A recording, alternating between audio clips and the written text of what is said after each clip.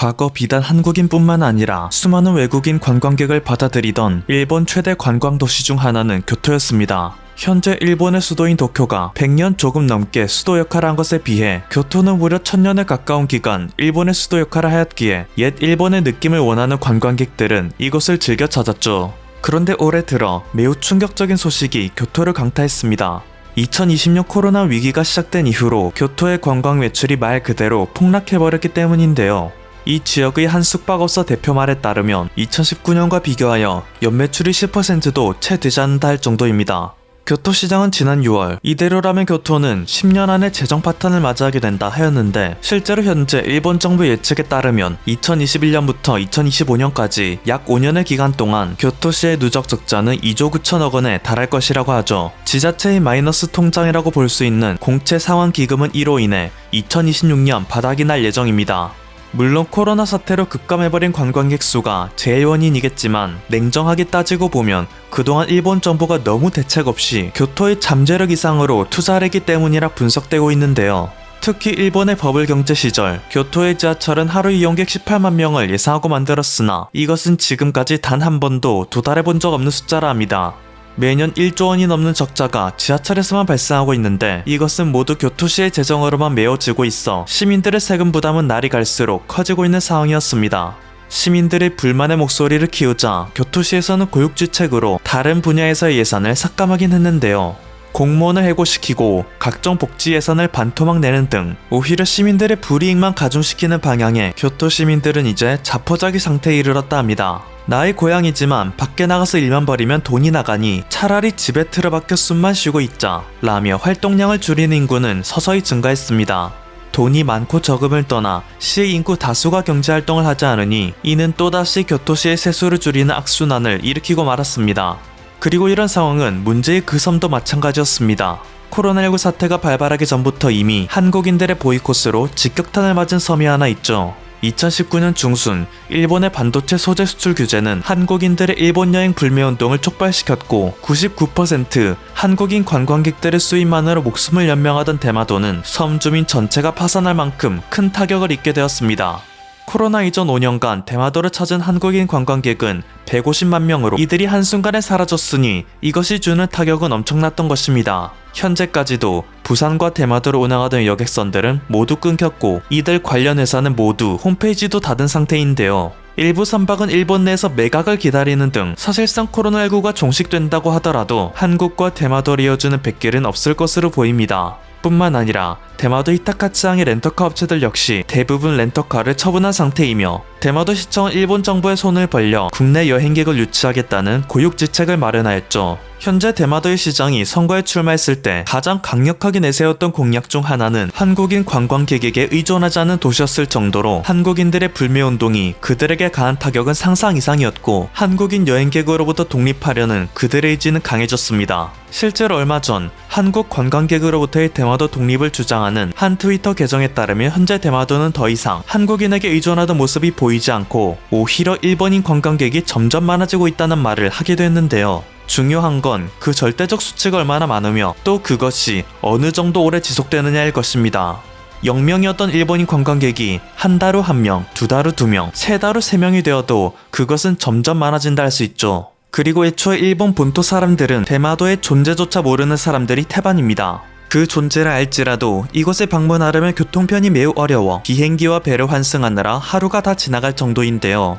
그 정도 시간과 비용을 감수하고서라도 방문하고 싶을 정도로 대마도가 큰 특색 있는 도시는 아니라는 것이 문제입니다. 지금은 그나마 일본 정부의 밑빠진 독에 물붓기 정책으로 관광비를 지원받은 일본 국민들이 대마도를 방문한다지만, 이것이 대마도 여행객의 장기적 우상향을 초래할 수 있을 거라고는 아무도 장담하지 못한다는 것이 현지인들의 후기로 증명됩니다. 그 누구도 재방문 의사를 밝히고는 있지 않기 때문이죠. 이렇게 대마도와 교토는 일본 정부가 어떠한 문제를 맞닥뜨렸을 때 그것을 해결하는 방식과 그로 인해 발생하는 전형적인 부작용을 여실히 보여주는 대표적인 사례라고 할 수 있습니다. 골물대로 골마 터지기일보 직전인 일본의 경제는 언제 또다시 대공황을 맞이한다 해도 이상하지 않은데요. 그나마 여태까지는 정부가 또다시 돈을 찍어서 미래의 일본 국민들에게 빚을 전가하는 방식으로 간신히 틀어막고 있던 것이 최근 너무나도 어처구니 없는 방식으로 세계의 그 부끄러운 민낯이 탄로나 큰 주목을 받고 있습니다. 2021년 8월 18일 홀로 경비행기를 타고 세계 일주에 도전한 19살의 소녀가 있었습니다. 영국과 벨기에 이중 국적을 지닌 그녀의 이름은 자라 러더포드. 그녀의 여정이 성공적으로 마친다면 그녀는 최연소 여성 세계 일주 기록을 세우는 것인데요. 벨기에에서 출발해 영국과 그린란드, 미국, 멕시코, 캐나다, 러시아 등을 거쳐 총 52개국, 약 4만 킬로미터를 비행하는 그녀의 비행기 샤크 아에로는 지난 12월 11일 낮 대한민국 서울 김포공항의 활주로에도 바퀴를 내렸습니다. 그녀는 이날 오전 러시아 블라디보스토크를 출발하여 북한 영공 바깥을 우회해 서울에 도착한 것인데, 김포공항에 착륙하기 직전 지상 관제소와 교신할 주파수를 찾지 못해 어려움을 겪긴 했지만 지나가던 KLM 항공 파일럿의 도움을 받아 지상 관제소와 간신히 교신하여 착륙하게 된 그녀는 다소 상기된 표정으로 한국의 입국장의 모습을 나타냈습니다. 한국에 무사히 도착해서 너무 행복합니다. 한국에 대해서는 좋은 이야기를 많이 들어 기대됩니다. 최근 유행하는 오징어 게임, 봉준호 감독님의 기생충, 드라마 스카이캐슬 등은 매우 흥미롭게 본 콘텐츠였으며 유튜브를 통해 한식에 대한 환상도 너무 많이 쌓여 얼른 한국의 음식을 맛보고 싶습니다. 일정상 한국에 머무를 수 있는 시간이 이틀도 안 된다는 사실이 아쉬울 따름입니다. 그녀는 13일 전남무안에서 다시 이륙하여 대만으로 이동한 뒤 필리핀, 태국 등 아시아를 횡단할 계획이라 밝혔는데요. 한 가지 특이점은 그녀가 왜 동북아시아의 대표 경유지를 한국보다 유명한 중국이나 일본으로 선정하지 않았냐는 것이었죠. 중국은 워낙 폐쇄적인 나라이니 어떠한 이유가 나와도 이상하지 않을 것이고, 일본은 최근 코로나19 오미크론 변이로 인해 모든 외국인에 대한 전면적 차단 정책에 나섰기 때문에 그것이 이유일 것이라고 짐작할 수 있을 것입니다. 하지만 그녀의 대답은 모두 예상을 깬 것이었습니다. 일본은 내 비행기의 착륙을 허가하지 않았어요. 아직 일본의 관제센터에서 그녀의 항공기 기종 전체에 대한 인허가를 내리지 않았던 것이었죠. 코로나19 팬데믹이 발발하지 않았다 하더라도 그녀는 일본을 경유할 수 없었다는 말이었습니다.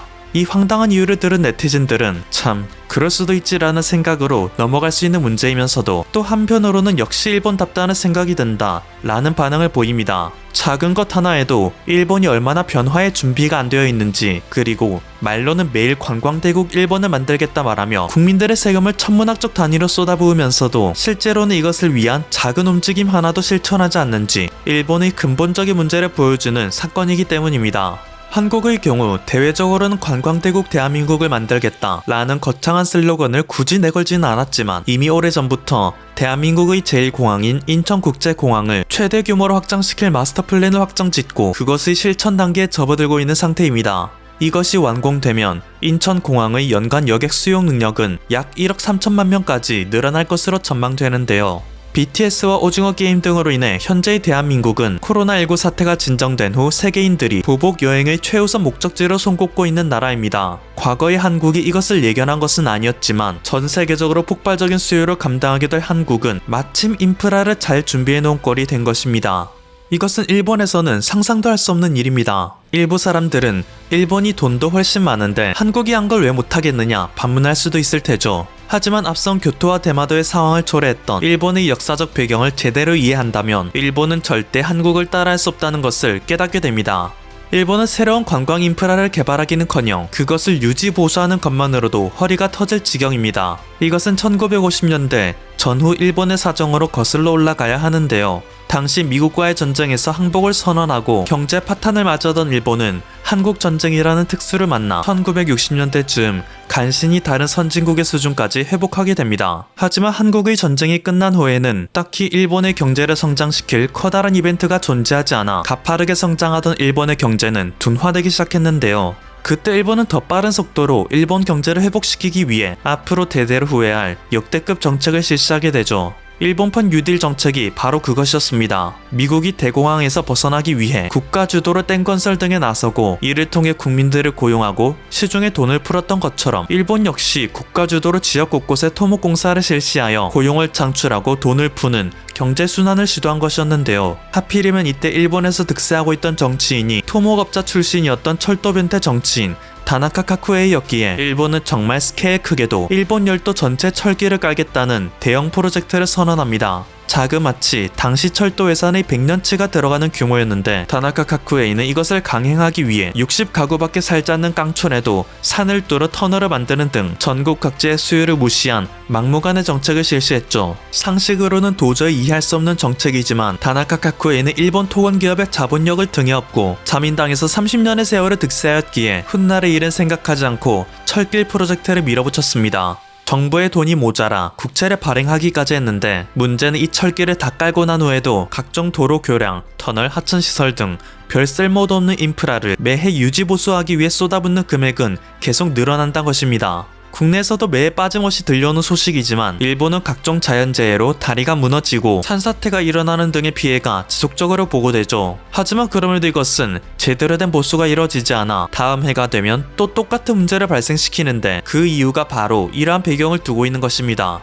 과거 무리하게 전국에 깔았던 인프라는 점점 노후화되는데 이것을 관리할 예산은 턱없이 부족하니 제대로 보수하지 못해 매해 사태는 계속 악화되는 것입니다. 그리고 우리가 일본을 경제하면 떠올리는 것 중 대표격인 일본의 미친 듯한 국가부채 비율 역시 이것이 시발점인 셈인데요. 가뜩이나 뒤를 생각 않고 국채를 발행하던 일본이었는데 매해 기하급수적으로 늘어나는 유지보수 비용은 일본 정부가 빚을 줄이고 싶어도 줄일 수 없게 만들고 있고 일본의 기술력은 퇴보되어 무역 수지는 허구한 날 마이너스인데 버블 경제 붕괴, 리먼 사태, 코로나 발발 등 일본의 빚을 늘리는 상황은 계속 일어나는 등 일본의 국운이 기울고 있다는 사실이 수면 위로 떠오릅니다. 미국이 아무리 정부의 빚이 많다며 공화당이 크게 반발하고 한국이 아무리 정부 빚이 늘어난다며 우려의 목소리를 내도 단계적인 금리 인상 등의 정책을 제때 취하면 우려할 만큼의 위기는 닥치지 않는다는 것이 중론입니다.